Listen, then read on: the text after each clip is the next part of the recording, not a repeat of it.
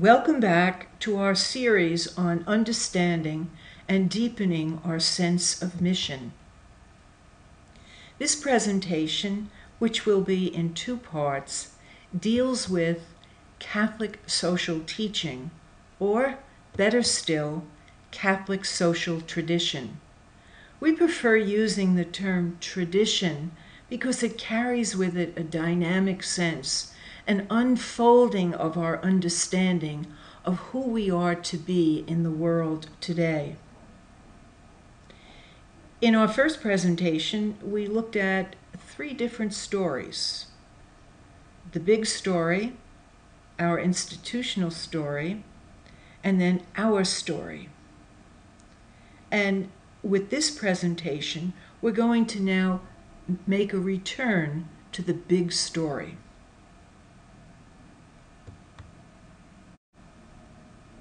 We take as our starting point God's dream for creation.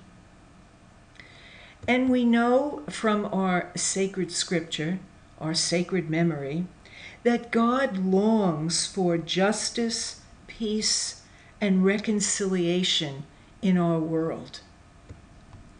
So we then are called to heal and protect the world, to repair the world through social action, and to foster love, peace, and justice in all settings.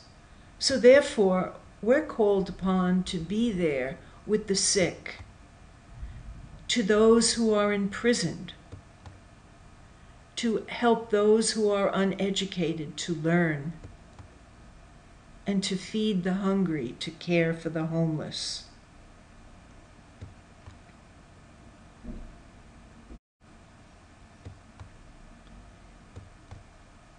Christians throughout the ages have pondered the words and example of Jesus and tried to understand how we ought to live them out in new situations, social settings that are very different from ancient Palestine. And this is the basis for Catholic social tradition. It is therefore quite complex. It involves reading the signs of the times. Now, the signs of the times requires a discernment of where God is leading or calling me and us to be God's presence in the world. Catholic social tradition also involves the application of ethical principles. This diagram might be helpful to understand how we come about or how we derive Catholic social teaching.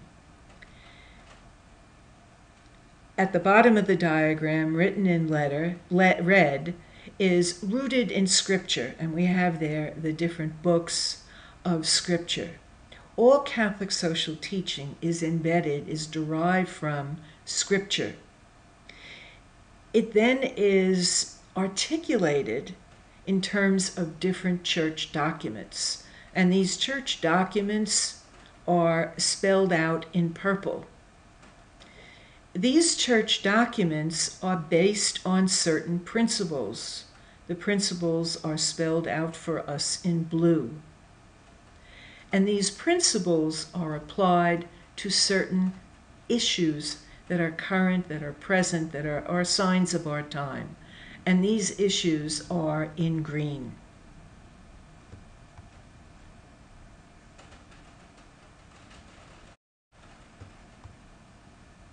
Here is another tree that will help us to understand Catholic social teaching.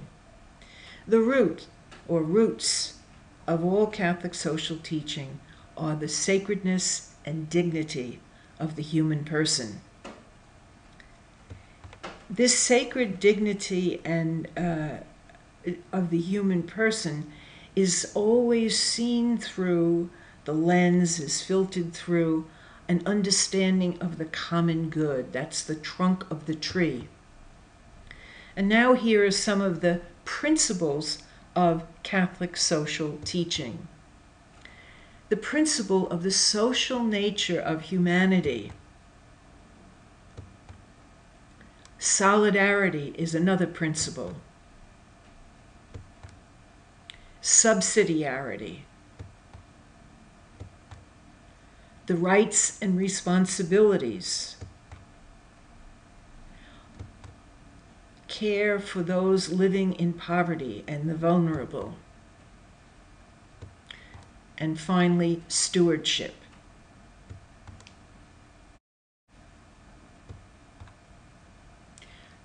Let us take a look at the roots.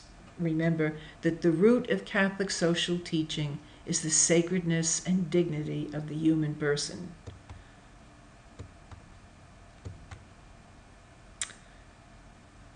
This cartoon is saying what it's not.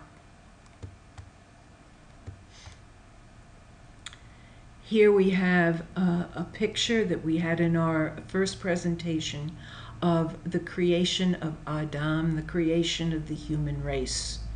This is a basis of our dignity. We are made in the image and likeness of God. And that image and likeness of God is not diminished by Down syndrome, not diminished by being a prisoner, being a criminal, not diminished by suffering from mental illness and finding oneself homeless in the streets, not diminished by homelessness and poverty, not diminished by being developmentally challenged, and not diminished by dying without a place of dignity in which to die, dying in the streets. And Vincent de Paul had a wonderful insight into the sacredness and dignity of the human person. In this iconic picture of Vincent and the beggar, Vincent is giving bread to the beggar. Well, if you look closely, that beggar on the left is really Jesus Christ.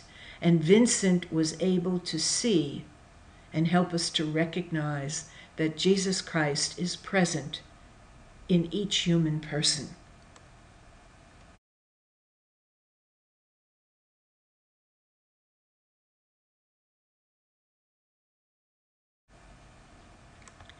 Let us take now some time to reflect on the sacredness and dignity of the human person. What does this sacredness and dignity of the human person mean for me in my family life? How does it affect my relationships? What does the sacredness and dignity of the human person mean for me in my workplace? How does it, or how can it affect my relationships in the workplace? The root of Catholic social teaching, and that is the sacredness and dignity of the human person. Now it's time to look at the trunk, or what we're calling the common good. A question helpful to keep in mind in terms of grasping the common good is cui bono, that is, who benefits from the decisions? Is it the few, or are all people being taken into account? Are all interests coming to the table in terms of decision making? Pope Benedict XVI's encyclical Caritas in Veritate described to desire the common good and strive towards it is a requirement of justice and charity. Now, the common good is this middle area, the overlapping area between individualism and collectivism. We're not individualists and we're not collectivists. In the common good, we are guided by the rule of law, respect for private property and public property, economic equality, economic freedom, cooperation, and individual rights and freedom.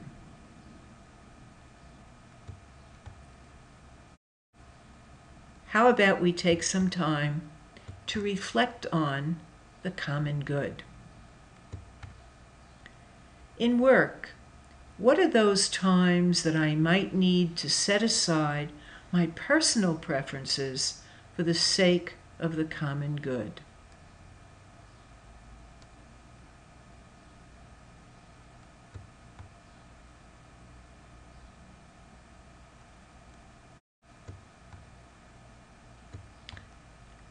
The social nature of humanity is the first fruit that we're going to look at on our tree. Nelson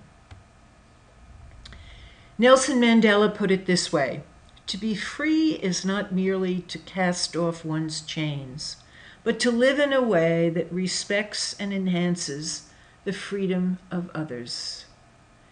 And Gandhi, in talking about our nature and our way to fulfillment, says the best way to find yourself is to lose yourself in service of others.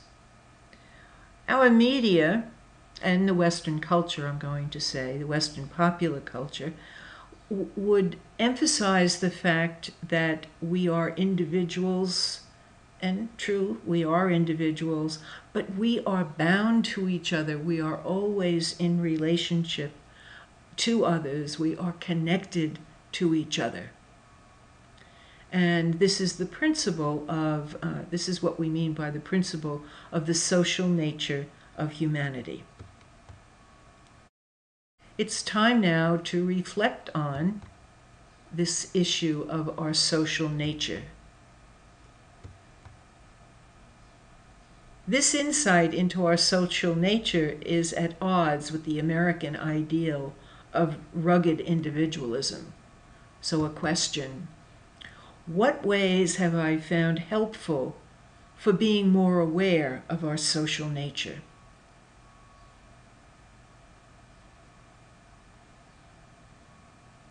Another question: one way that I give expression to our social nature is...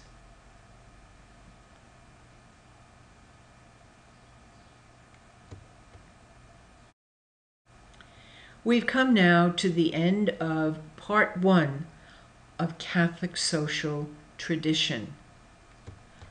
We want to say thank you and tune in for installment number 2.